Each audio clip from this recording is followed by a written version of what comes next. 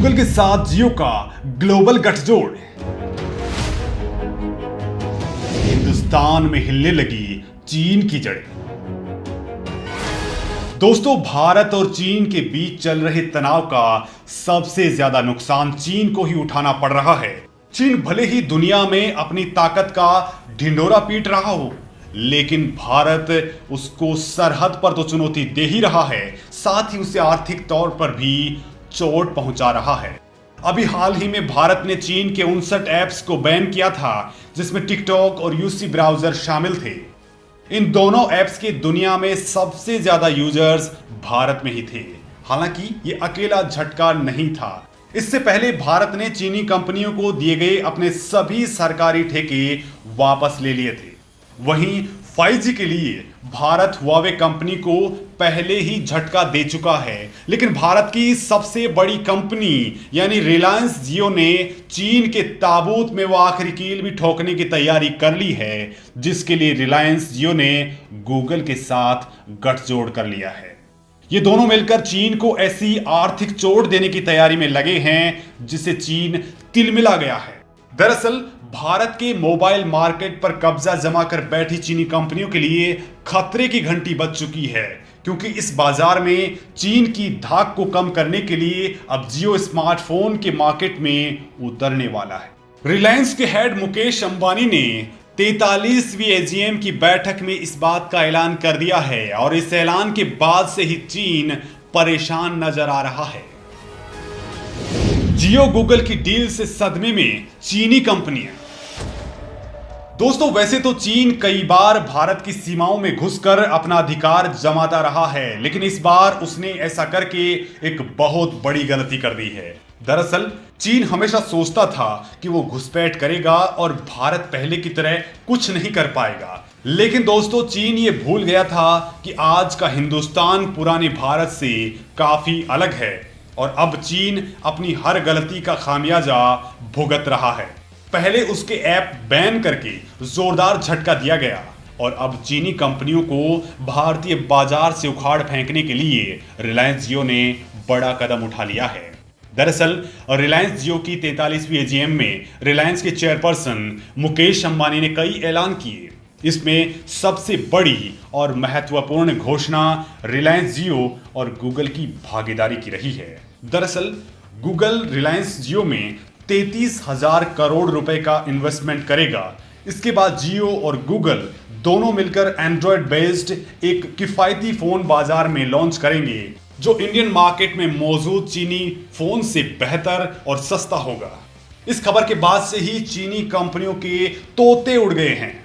चीन का भारतीय मोबाइल उद्योग और बाजार में दबदबा रहा है, लेकिन जियो को बाजार का समीकरण बदलने के लिए ही जाना जाता है। जियो जब से बाजार में आया है, तब से भारत में इंटरनेट, डेटा और कॉलिंग की दरों में जोरदार क्रांति देखने को मिली है। यहां तक कि भारत में पहले से पैर जमाए कंपनियों के पैर भी उखड़ गए थे। अब रिलायंस जियो के स्मार्टफोन मार्केट में उतरने की तैयारी है, और इसके लिए जियो ने गूगल और क्वालकॉम के साथ भागीदारी की है, जिससे भारतीय बाजार में अपना पैर जमा चुकी चीनी मोबाइल कंपनियां सदमे में आ गई हैं। दिग्गज टेक कंपनियों से जियो ने मिलाया हाथ। जियो ने अफोर्डेबल स्मार्टफोन बनाने के लिए दुनिया की दिग्गज टेक कंपनियों के साथ साझेदारी की है। मसलन क्वालकॉम और इंटेल सेमीकंडक्टर या चिप बनाने की अव्वल टेक कंपनियां हैं जिन्होंने जियो प्लेटफॉर्म में निवेश किया है। वहीं गूगल, जो ऑपरेटिंग सिस्टम विकसित करने में सबसे आगे खड़ी नजर आती है। जियो खुद एप्स में सबसे आगे है, साथ ही टेलीकॉम सेक्टर में काफी सफल कंपनी है, और भारत में जियो का बड़ा यूजर बेस है। इन सभी कंपनियों के साथ मिलकर जियो 4G और 5G स्मार्टफोन्स का निर्माण करेगा। जियो ने अगले 3 साल में अपने यूजर्स की संख्या 50 करोड़ करने का लक्ष्य रखा है। करीब 4 साल पहले दूर संचार क्षेत्र में कदम रखने वाली जियो के इस साल मार्च तक 38 करोड़ 75 लाख 16,803 यूजर्स थे, और वो देश के 33.47% मार्केट शेयर के साथ पहले स्थान पर काबिज है।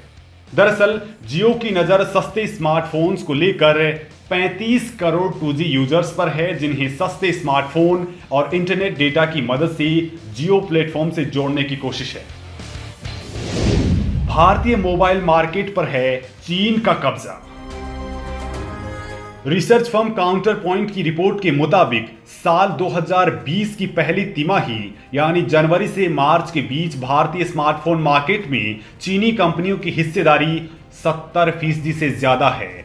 मतलब ये है कि 100 में से 70 लोगों के पास चीन के स्मार्टफोन्स हैं। देश के टॉप 5 स्मार्टफोन ब्रांड्स में से 4 चीन के हैं। इसमें सबसे ज्यादा 30% मार्केट शेयर Xiaomi का है। वहीं दूसरे नंबर पर 17% मार्केट शेयर के साथ चीनी कंपनी वीवो है। अगर टॉप 5 स्मार्टफोन कंपनियों की बात करें तो इस लिस्ट में केवल साउथ कोरियन कंपनी सैमसंग ने अपनी जगह बना रखी है, जिसका मार्केट शेयर भारत में 16% है। भारत का स्मार्टफोन मार्केट करीब 2 लाख करोड़ रुपए का है। इसमें से ज्यादातर शेयर चीनी कंपनियों का है, जबकि टॉप 5 में कोई भारतीय कंपनी नहीं है। अब जियो चीन के इसी कब्जे को खत्म करना चाहता है।